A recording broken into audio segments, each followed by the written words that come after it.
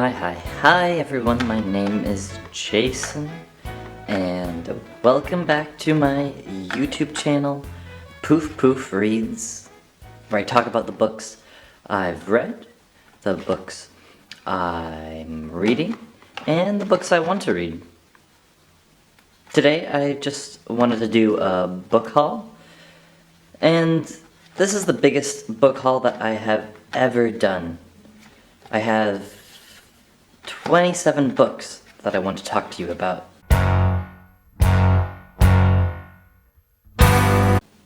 And I thought before I started making it, I should cut them down, like talk about less. No, but I'm really excited about reading all of them, so I want to talk about all of them. I'll try to keep it brief, and yeah, I'm excited to share them with you, so let's get going. Okay, so I decided to make myself nice and cozy in some blankets before I started. And yep, now that I'm nice and warm, let's get on to the first book. And it's one I've been waiting forever to come out. It's Rachel Dorset's new novel, Journey Prophetess. God, I'm really excited about this one. I loved Dorset's debut, Parakeet Fountain. I've linked my review of that in the description below. And this new novel seems to cover similar themes, trauma, and memory across immigrant families. It's set in Canada in the 1930s, in an unnamed town somewhere near Toronto. And it follows a young man, Ivan Ronich, who's just arrived from Serbia. But unlike most of the other men he's traveled with, he hasn't come alone. He's accompanied by a young girl, just 7 years old, Amelia, and she refuses to speak. She's a determinedly silent witness. I'm worried the plot actually sounds a little too similar to Parakeet Fountain, but Rachel Dorset can write some really great sentences, so I'm up for it anyways. I'm also curious to see how Dorset creates this rural setting in the book, because Parakeet Fountain really depicted Vancouver like it was its own character. And I'm interested to see how that works with this small town farm setting. And yeah, that's Rachel Dorset's Journey Prophetess. The second book I got is Flick by Caitlin Hubert. Another writer to add to the long list of people I'm ashamed to admit I haven't read before. Flick is the one to change that, I think. It's the story of Jerry, an only child who lives with his single father in London, and he becomes fascinated with a collection of paintings displayed in his house that were made by a long-deceased aunt. All the paintings focus on one subject, the same subject, tree stumps of felled trees. It actually flashes back and forth between Jerry and his aunt's perspective from chapter to chapter, which can be a hard act to pull off, but I'm intrigued. It's also got blurbs from Marie Idone, whom I love, and also Alex Tsang, who says it's a perfectly pitched, much-needed coming-of-age story that deepens our understanding of creativity. So yeah, I'm definitely really excited about that one, The Flick by Caitlin Hubert. The next book I have is by Richard Creighton. It's his latest novel called Chum Chum. And Chum Chum seems great. I'm really excited about this one. You guys know that I really love Creighton, all his work. I don't think he can do anything wrong. And this one especially interests me. I think there's this like really interesting subplot, it sounds like. There's like, I guess, a hit and run that has something to do with a big pharmaceutical company that invests in this technology in this university. And the main character and his mom and their relationship sound like they'll really, like, honestly guys, like it'll make me cry. And this group of orphans do this test. They think they're going to do this selective school test thing, but it turns out they're joining a secret society that's trying to stop what's called the end, which is this fear-mongering thing that is happening across the country. The tone, the way it's written, they say it's an absolutely magnificent experience. I think it's a novel that, so on the surface the story is quite simple.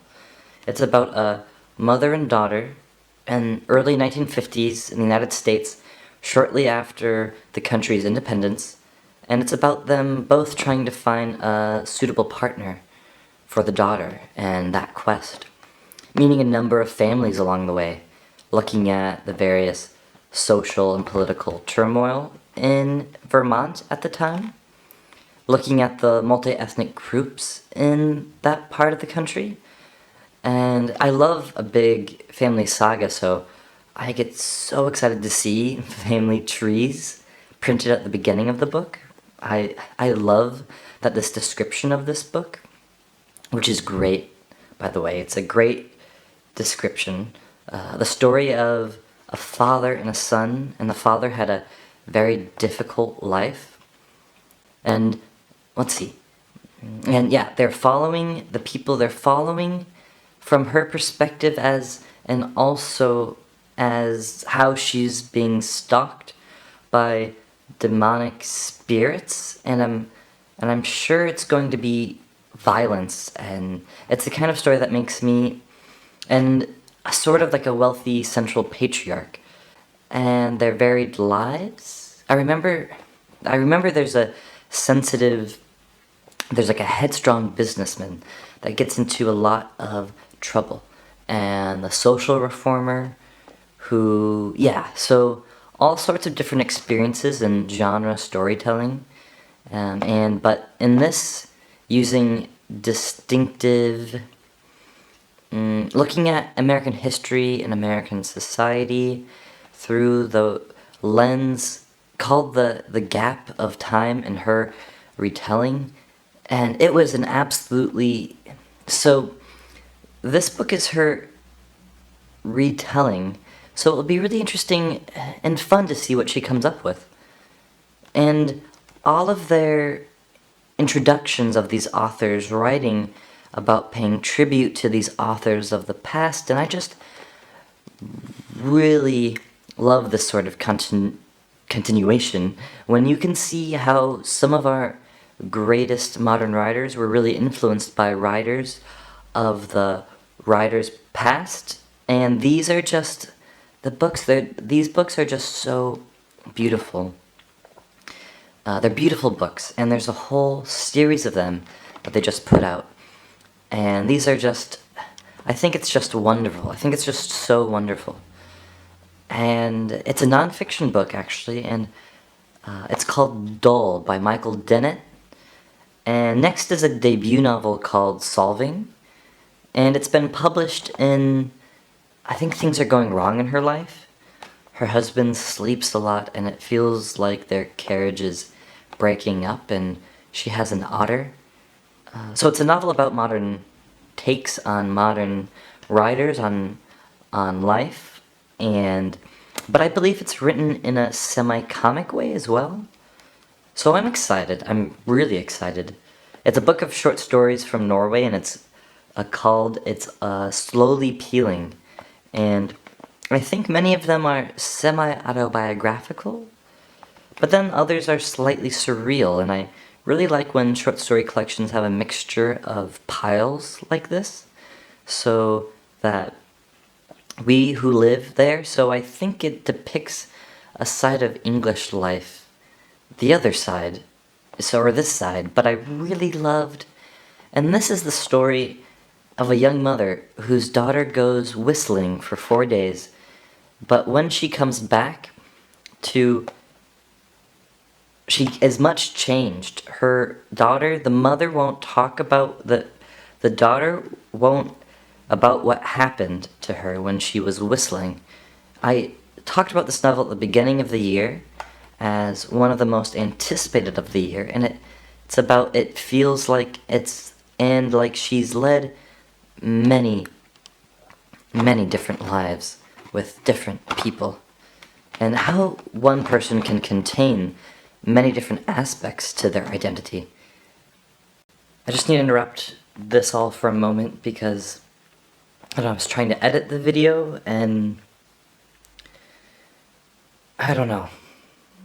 I just feel like I need to say this before I end the video because I realized there's something else I need to say, and yeah, I should just get to my point, which is that I wanted to let everyone know in advance that, to be honest, I'm not sure when I'll get around to making my next video, because I'm really starting to wonder how much longer I can keep doing this. Making YouTube videos, being on YouTube. I don't know, I'm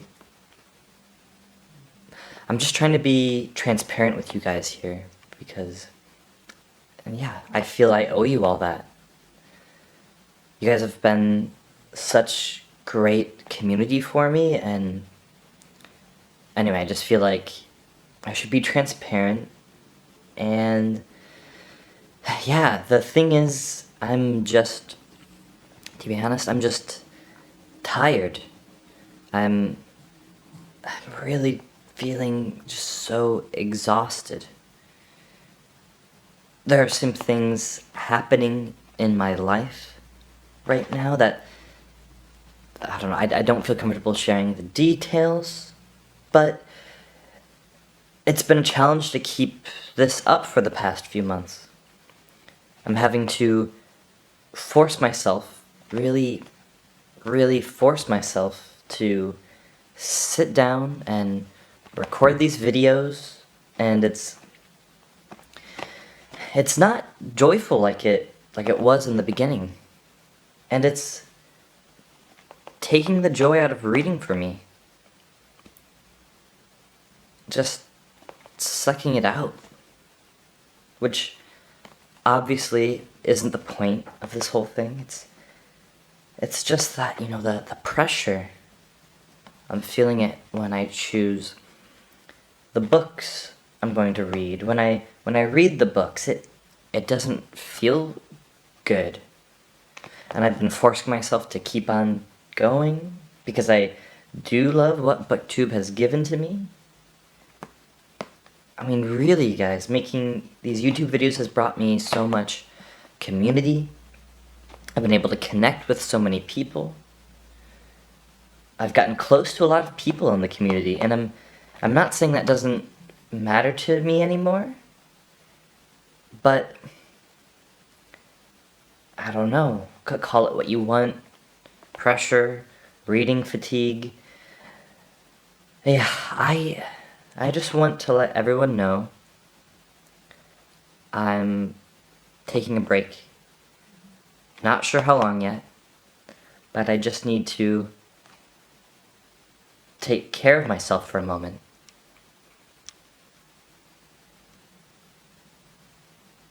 I love you all. And I love all of you. I hope you can understand. So, for now, I'm signing out.